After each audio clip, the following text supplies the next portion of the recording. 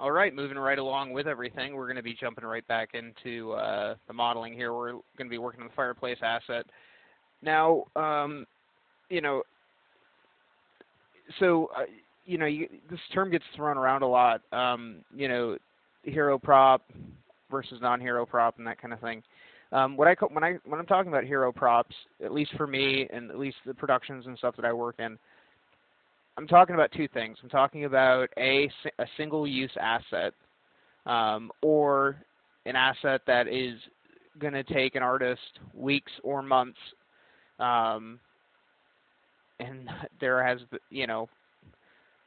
a substantial amount of time to actually go in and execute. Those are typically the things for what you'd call a hero prop. Now, this scene arguably doesn't really have any hero props. There's not anything in here that's that complicated. There's not anything here that is really that difficult to use.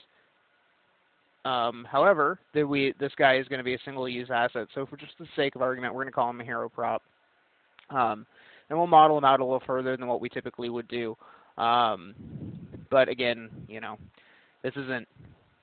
I really wouldn't consider this a hero prop. I would like if this is a production, I would consider this a standard asset. This is a standard asset that we're using one time. But for the sake of this, it'll be a hero prop, or at least that's how you can think of it. Just because we're going to be using it one time, and it's going to take a decent amount of effort. Most of the assets we've created so far, we've been able to use multiple times, right? That is the big goal for making environments, is to mitigate one-offs as much as humanly possible. I know that's not the most fun thing in the world to hear, but the things that get used the most are plants, rocks, books. The BS in the world that no one thinks about, that is littered, throughout games and stuff. Those are the things that get, used a lot. It's not necessarily a hero mech or a hero door piece. It's not always that. Now there are some games where, like Doom, where they model the hell out of everything, and there's tons of modularity and whatnot, and it doesn't seem like there's with the exception of the hell scenes, it doesn't seem like there's too much non-uniqueness. There's a lot of, obviously, kit bashing and stuff, but they do a really good job of covering it up. So for this guy, I'm going to go through, and we're going to, I'm not going to narrate this entire process, but basically I'm going to do a little bit of a combination workflows here where I'll do some standard sub-D stuff, and then do some sculpting stuff using some kit bash pieces and whatnot to kind of get the guy masked in. The low-res ripping of this is going to be primarily done in ZBrush. There's going to be some hand tweaking that'll be done, and some, the UV mapping and stuff.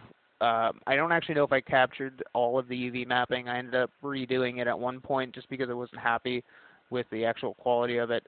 So I ended up redoing it.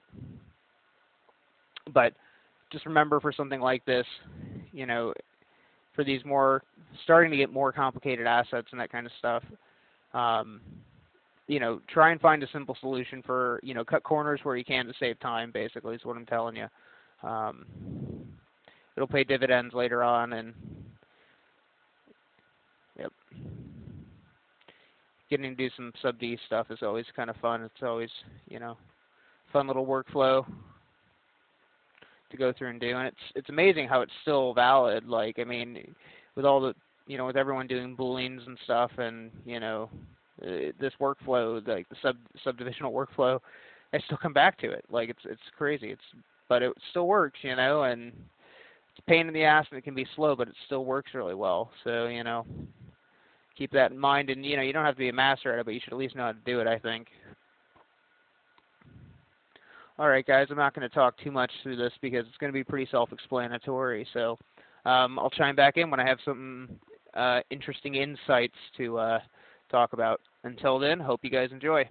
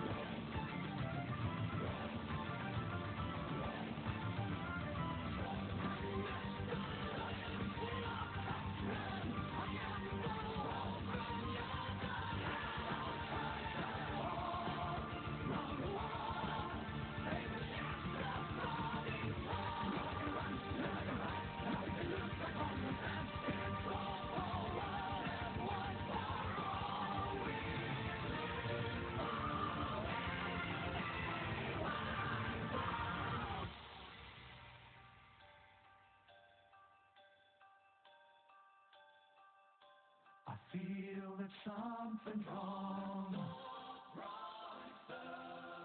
And your time goes by, and you still kept on a fly. We saw